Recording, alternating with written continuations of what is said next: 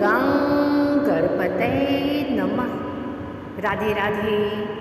आइए सुनते हैं विनायक चतुर्थी व्रत कथा पूजन विधि। विनायक चतुर्थी तिथि भगवान गणेश की तिथि है। अमावस्या के बाद आने वाली शुक्ल पक्ष की चतुर्थी को विनायक चतुर्थी कहते हैं और पूर्णिमा के बाद आने वाली कृष्ण पक्ष की चतुर्थी को संकष्टी चतुर्थी के नाम से जाना जाता है। संपूर्ण विश्व में गणेश चतुर्थी को भगवान गणेश के जन्मदिन के रूप में मनाया जाता है। विनायक चतुर्थी के नाम से इसे जाना जाता है। भगवान से अपनी किसी भी मनोकामना की पूर्ति के आशीर्वाद को वरद कहते हैं। जो श्रद्धालु विनायक चतुर्थी का उपवास करते हैं, भगवान गणेश उसे ज्ञान और धैर्य का आशीर्वाद देते हैं। ज्ञान और धैर्य दो ऐसे नैतिक गुण हैं जिसका महत्व सदियों से मनुष्य को ज्ञात है। जिस मनुष्य के पास यह गुण है वह जीवन में काफ़ी उन्नति करता है और मनवांछित फल प्राप्त करता है। विनायक चतुर्थी के दिन गणेश पूजा दोपहर को मध्याह्न काल के दौरान की जाती है। विनायक चतुर्थी के लिए उपवास का दिन सूर्योदय और सूर्यास्त पर निर्भर करता है और जिस दिन मध्याह्न काल के दौरान चतुर्थी तिथि प्रबल होती है उस दिन विनायक चतुर्थी का व्रत किया जाता है। इसीलिए कभी कभी विनायक चतुर्थी का व्रत चतुर्थी तिथि से एक दिन पूर्व तृतीया तिथि के दिन भी पड़ जाता है। आइए सुनते हैं विनायक चतुर्थी की पौराणिक व्रत कथा। एक बार भगवान शिव तथा माता पार्वती नर्मदा नदी के किनारे बैठे थे। वहाँ माता पार्वती ने भगवान शिव से समय व्यतीत करने के लिए चौपड़ खेलने को कहा। शिव चौपड़ खेलने के लिए तैयार हो गए, परंतु इस खेल में हार जीत का फैसला कौन करेगा, यह प्रश्न उनके समझ उठा तो भगवान शिव ने कुछ तिनके एकत्रित कर उसका एक पुतला बनाकर उसकी प्राण प्रतिष्ठा कर दी और पुतले से कहा, बेटा हम चौपड़ खेलना चाहते हैं परंतु हमारी हार जीत का फैसला करने वाला कोई नहीं है, इसीलिए तुम बताना कि हम दोनों में से कौन हारा और कौन जीता। उसके बाद भगवान शिव और माता पार्वती का चौपड़ खेल शुरू हो गया। यह खेल 3 बार खेला गया और संयोग से तीनों बार माता पार्वती ही जीत गए। खेल समाप्त होने के बाद बालक से हार जीत का फैसला करने के लिए कहा गया तो उस बालक ने महादेव को विजयी बताया। यह सुनकर माता पार्वती क्रोधित हो गई और क्रोध में उन्होंने बालक को लंगड़ा होने कीचड़ में पड़े रहने का श्राप दे दिया। बालक ने माता पार्वती से माफी मांगी और कहा कि यह मुझसे अज्ञानतावश ऐसा हुआ है, मैंने किसी द्वेष भाव में ऐसा नहीं किया।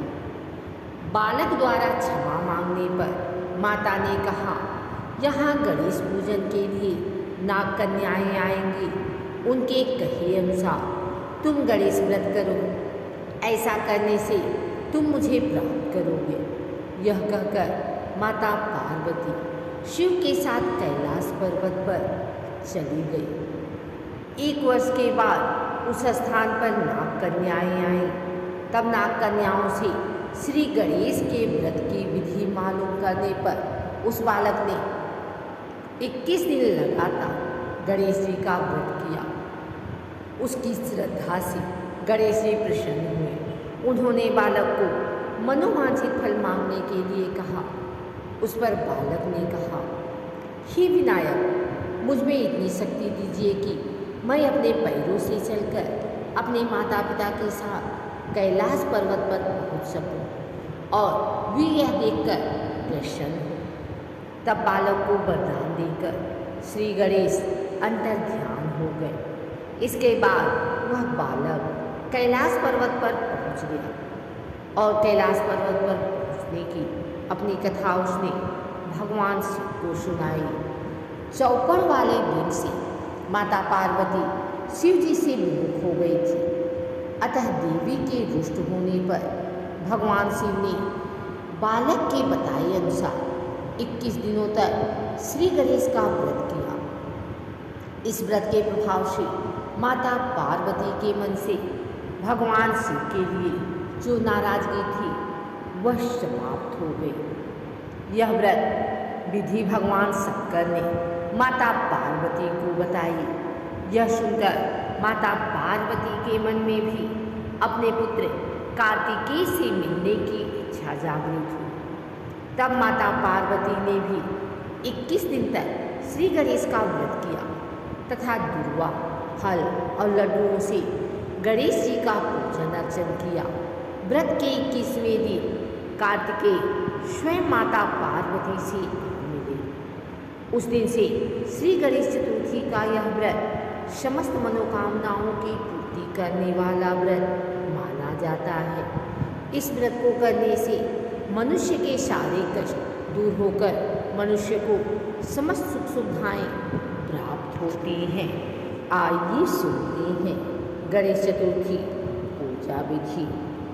गणेश चतुर्थी के लिए गणेश जी की मूर्ति स्थापित करके आप अपने घर में गणपति पूजन करने की सोच रहे हैं तो आपको गणपति पूजा की विधि और मंत्रों को भी जान लेना चाहिए। मंत्रों और शास्त्रोक्त विधि से गणेश प्रतिमा की स्थापना करके इनकी पूजा करने से गणपति विघ्नों को दूर करते हैं और मंगल मूर्ति रूप में सभी प्रकार से भक्तों के जीवन में सभी प्रकार से शुभ मंगल लेकर आते हैं। गणेश चतुर्थी पर किस तरह से करें पूजा?